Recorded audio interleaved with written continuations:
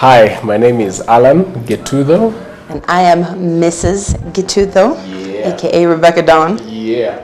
And I'm a music teacher, and I also work at our church office.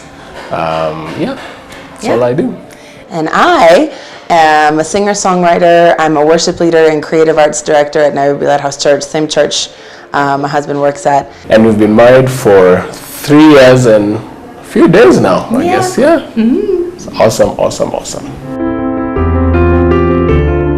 Allan and I were actually introduced to each other by a mutual friend of ours in the parking lot of ICC Church. Shout out to Bethu.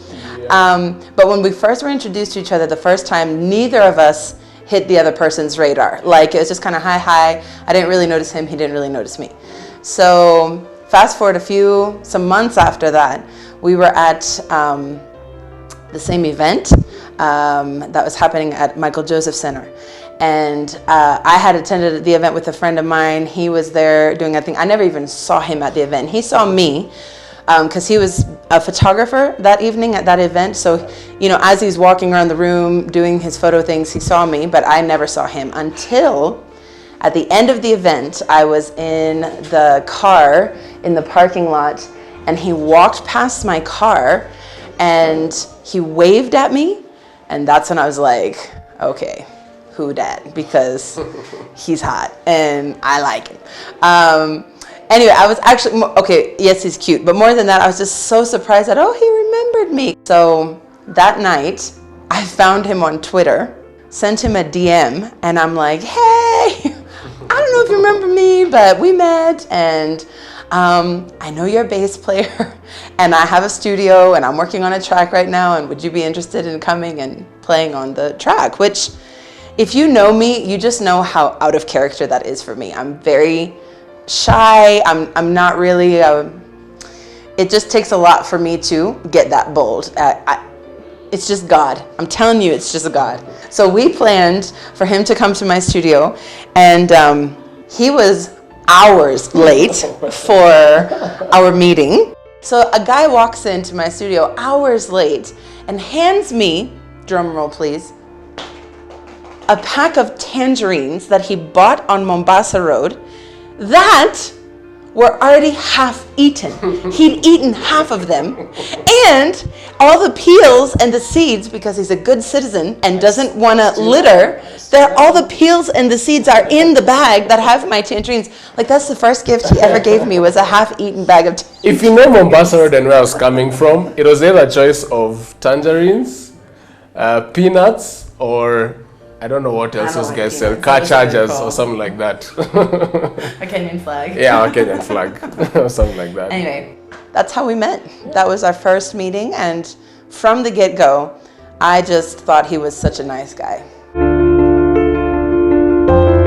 The things that really stood out for me, other than her being different, was she was different. Having even remembered her from us meeting in the parking lot, those many months before. There's just something that was different. I couldn't sense it at the time.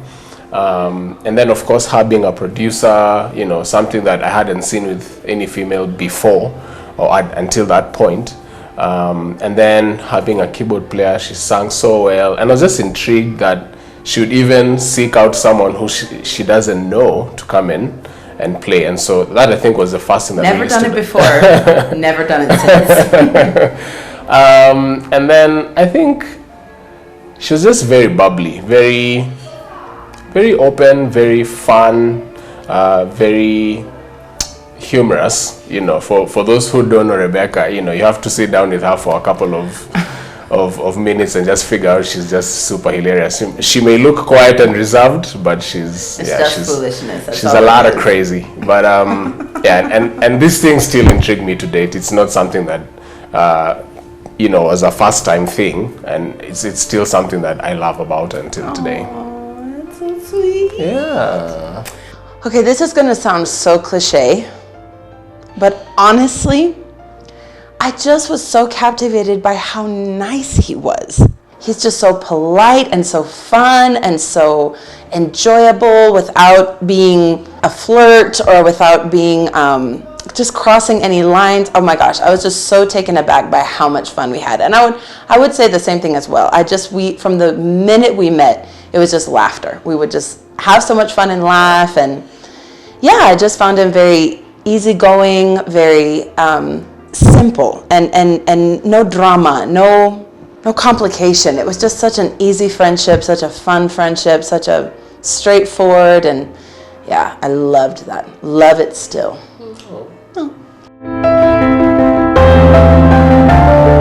I remember this time we had traveled to West Africa for a festival with some friends, and there's a whole backstory that led to where we were at that point.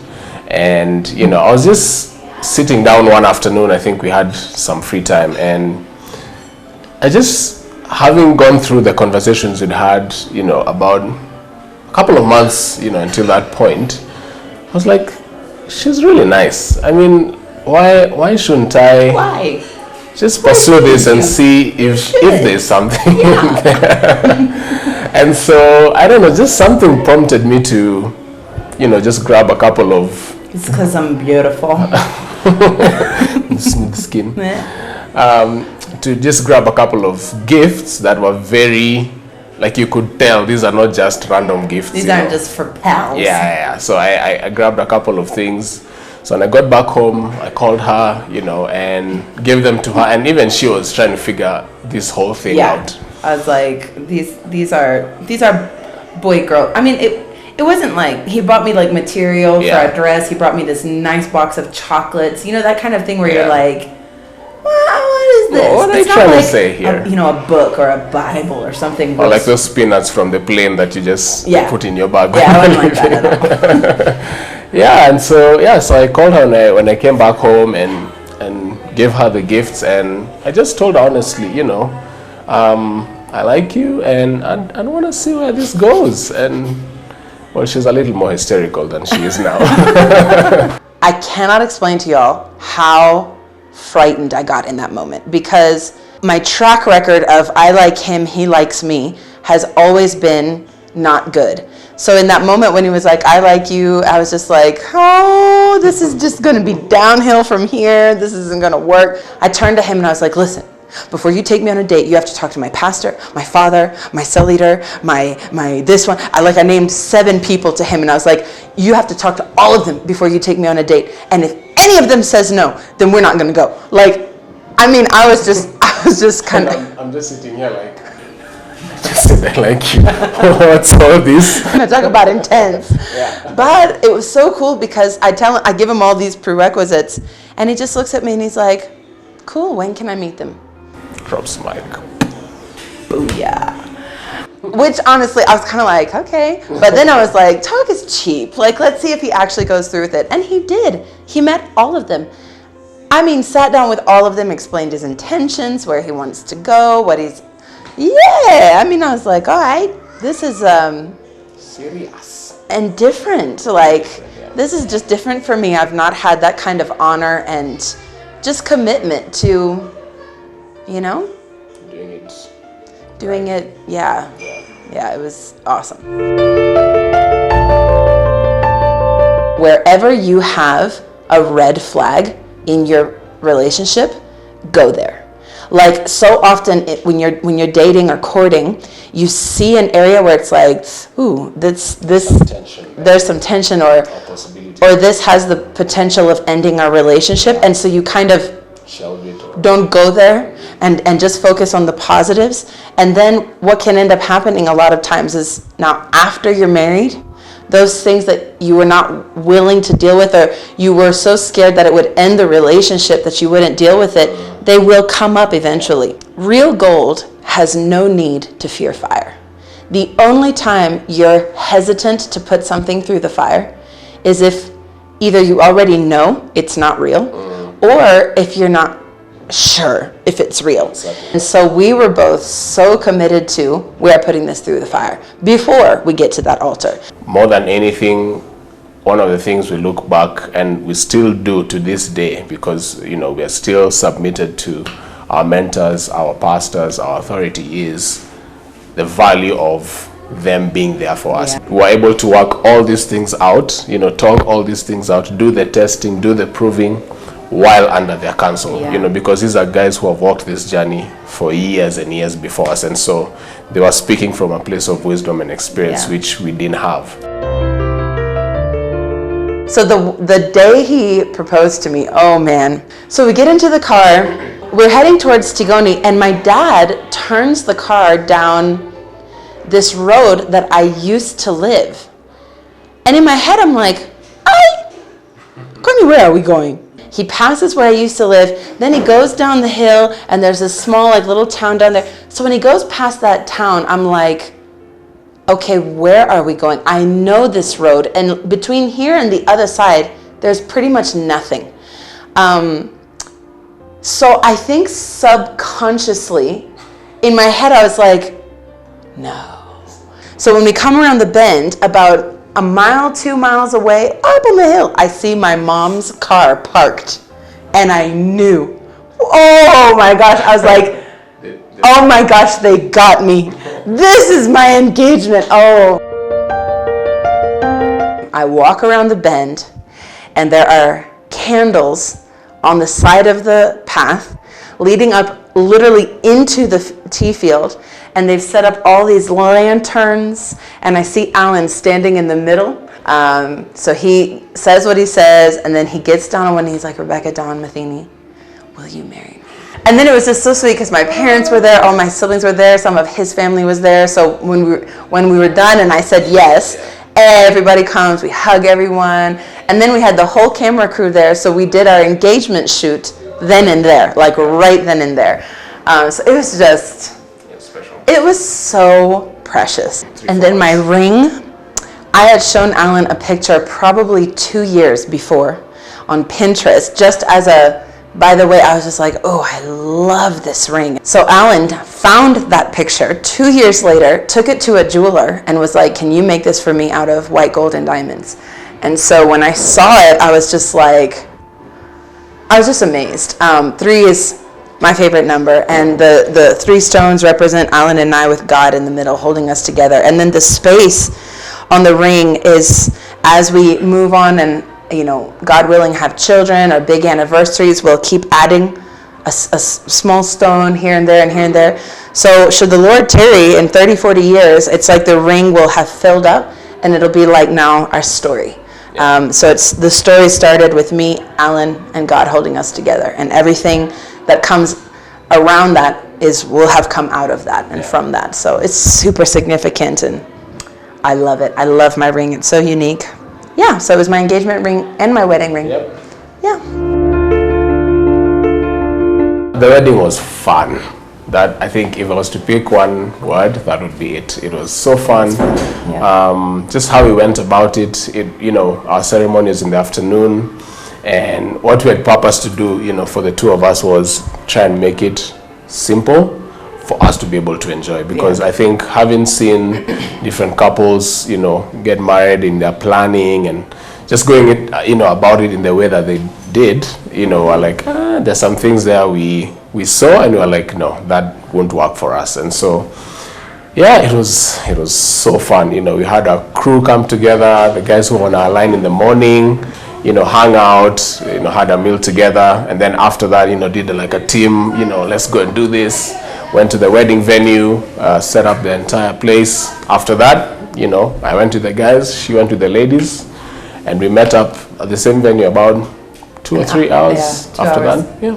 3 p.m. Yeah, 3 p.m. Had a wonderful ceremony. Awesome.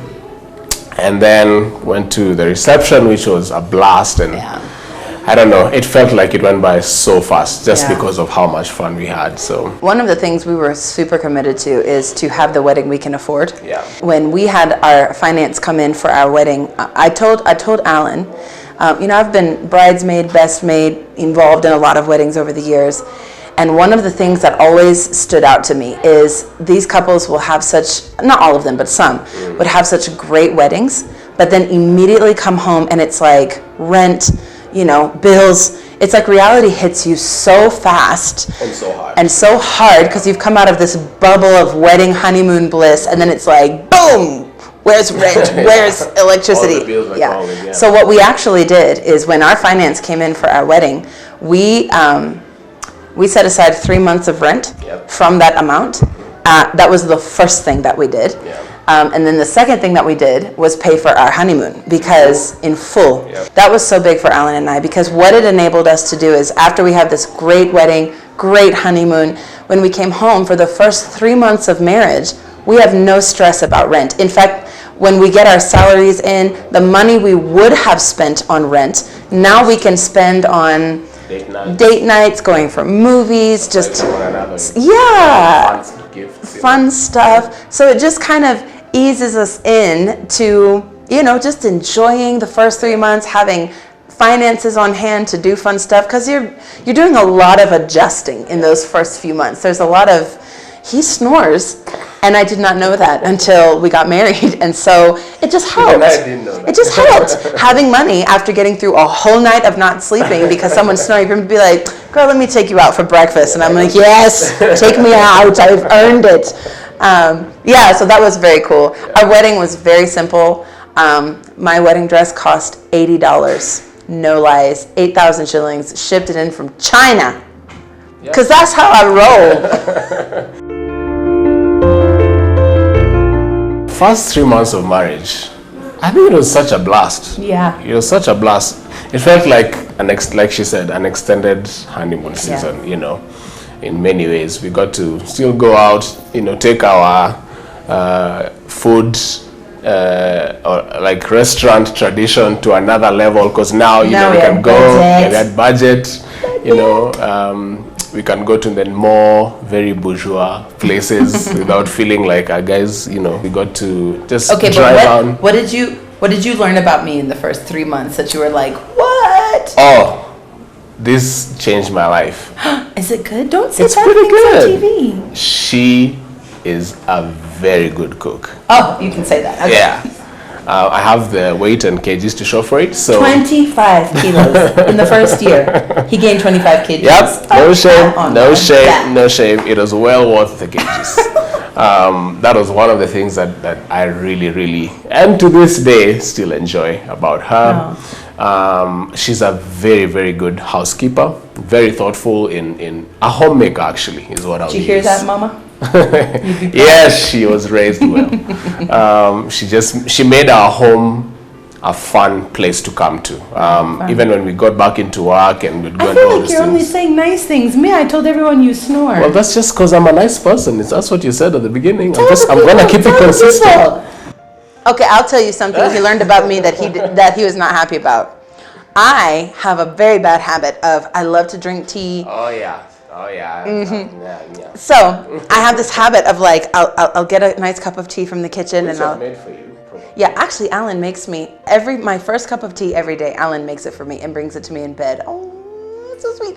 But what happens is I'll finish my tea and then I put it on my bedside the cup on my bedside table, and then if like an hour later I'm like I want a cup of tea, but for some reason I don't think to take that cup back to the kitchen. I'll go get another cup. So by the end of the day I can have like 4 or 5 cups on my bedside table, and it bothers him so much. He's like, why don't you take them to the kitchen? And I'm like, I don't know, I'll take them eventually. Like, they won't live here forever. Piling up. And no one wants to wash dishes in this house. Okay, the other thing, you're not saying, I'm going to say, for you. Bring them up. I move so much when I sleep. Like, Allan will go to sleep like this, and then he'll wake up like this. Me, I sleep like this, and then after 30 seconds, I'm like this. And then I'm uncomfortable, so I'll go to this side. Then I go to this side. In the midst of that, she'll be like, "Babe, stop snoring." And I'm like, I was just getting into my next level of my dream. Yeah, and then I'm not one of those girls who just can gracefully roll to the other side. Me, I fly through the air and land. So Allan's just there like all the time, and it takes me like 40 minutes to fall asleep. So. And he can go to sleep in like 30 seconds. I'm not lying. First 3 months of our marriage, I'm there like pouring out my heart to Allan. Like at night, it's that time to bond together. And I'm like, babe, and then imagine this happened. And then babe, imagine. And then I'm hearing, and I'm like, whoa. As in a brother just went to sleep. We've only been talking for 5 minutes. And yeah, he's we gone. have since learned to have the serious conversations in the morning. Not at night. Does not work for this dude. Yeah. Yeah. But it was fun. We had a lot of It fun. was a good mix of good stuff and getting to know the deeper stuff. Getting to know you. It was fun. Yeah. Marriage is fun. Marriage is awesome. Marriage works. The only way it will work, like anything else you would want to work, is it all depends on the effort that you put into it and the work that you put into it. If you're lazy and you just leave things to be, then that's the kind of marriage you'll have. If you're intentional and you put in the work and the effort to make it to where you want it to be, then you'll be on the path to get there. There's a scripture in Proverbs. In the Message paraphrase, it says, I walked by the field of a lazy man, and I saw that the fences were broken down, the field was grown over with weeds. And that scripture for Allan and I is very important, because when we were on our honeymoon, this was something that we really talked about, that if you're lazy, I mean, the Bible says the fences were crumbling down. That's your defense. That's what, a fence is what helps you identify an intruder from a friend. And I think for us, a lot of times we've found that when we get lazy, our defenses crumble, our defenses go down. Or when you get lazy, the Bible says your field grows over with weeds, and nobody goes and intentionally plants weeds. Like, it's not like, oh, I hope in our marriage we just have a field full of weeds. Like, we want fruit. We want A healthy garden. a healthy garden. Yeah, we want a healthy field. We want good things that come out of this. But that's not going to happen if we're lazy. And you know, one of the advice I would give is most of the work is going to go into what people don't even see. You know, when you come to my house, you're going to be like, oh, the pictures on the walls and the sofa. But all of that stuff is only protected and safe if my foundation is strong. Yeah. If my foundation is cracked, or if it's made out of cheap, shoddy material, or if it was made quickly, then all this beautiful stuff that we've put money into, and valuable stuff, it's in a precarious situation, because should a storm come, it's all going to be lost because the foundation was not secure. I pray that no one ever looks at Allan and I and says that our marriage is wonderful because we chose the right partner.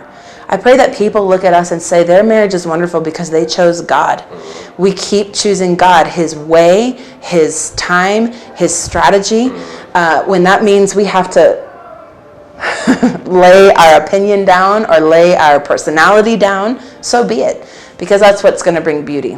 One of the things that at the beginning for us that we talked about, which really impacted us, was this, in the scriptures it talks about planting your fields, then building your house. And for us, that just meant being very intentional in building in capacity for us to be able to live together. Well, of course, like any two individuals coming together, we want two different salaries, we want two different paychecks, and just uniting that. One of the things that we were very intentional about, which was part of our budget, was investing and making sure, making sure very sure that we had a residual income come in for us to be able to, again, keep our consistency with all the things that we desire to do together and build from. And so that might mean differently for different couples, but for us it was just something that we felt was awesome, and we were very intentional about doing at the beginning. Good days make up good weeks, and good weeks make up good months, and good months become good years. And we're going to have a good marriage by having a good day, by never losing sight of, what can I do today? How can I be a blessing today? So we've really tried. I mean, we haven't always succeeded. We got to keep it real. But we've tried to always go back. Just never let today's issues carry to tomorrow, and never let today's hurts carry to tomorrow. Like, I need to forgive today. I need to say I'm sorry today. And that's been very key for us as well, to just look back over the 3 years and be like, it's been great. Like, it has genuinely been. Yeah. And the only way that has happened is because it started with a day, then a week, then a month, and 3 years now. And 3 years of really good days. Yeah. Yeah. I love that.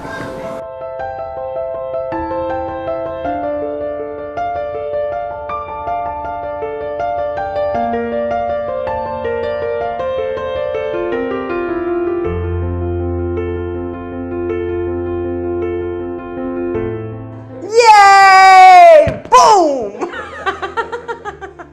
Yeah, I was even specific with the area.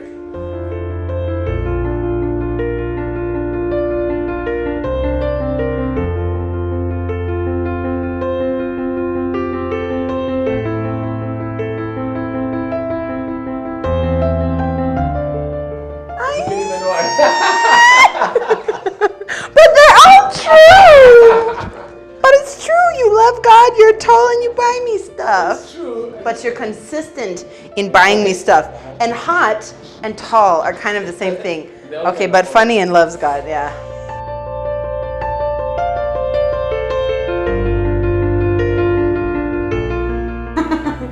I said jazz, and then I also happen to write contemporary gospel. What are the odds? I know. What are the odds? Two of my favorites. But look, I said sorry if I got this wrong. I love you.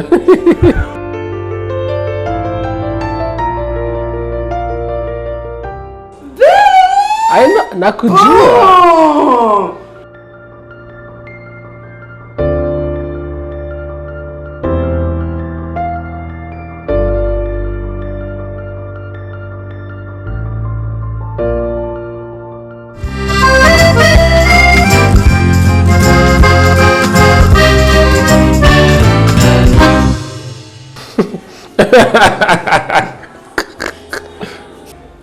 USA, Nigeria. What I would say to you is that you are better than my wildest dreams, and you're the answer to every prayer, and you're what I never thought I needed. But yeah, I am overwhelmed by you in the best possible way, and you're so hot, and I like ya. Boom. The last 3 years have been a testimony of God's goodness, and I can't wait to do this 3 years and even more for the rest of our lives. Not too bad? Not too bad.